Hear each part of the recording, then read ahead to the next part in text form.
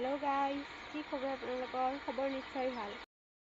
আজি হৈছে মুৰ্গীবিলাকৰ 11 দিন আৰু সেই মুৰ্গীবিলাকৰ এটা বেমাৰ আমি লক্ষ্য কৰিছোঁ।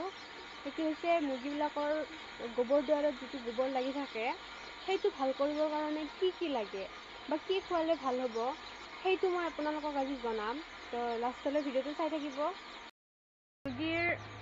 কিছুমান মুৰ্গীৰ লাগি নাথাকে বাৰু, তাৰে মাজত এটা দুটা লাগি থাকে।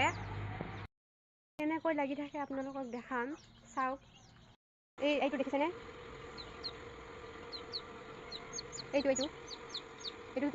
এইটো গোবৰ যিটো লাগি আছে, এইটো ভাল কৰিবৰ কাৰণে আমি আজি পানীৰ লগত গাখীৰ, গুড় আৰু চেনি মিক্স কৰিছোঁ।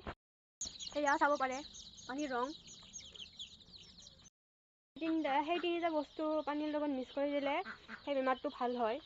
আপোনালোকে চাব ভাল হয়নে নহয়।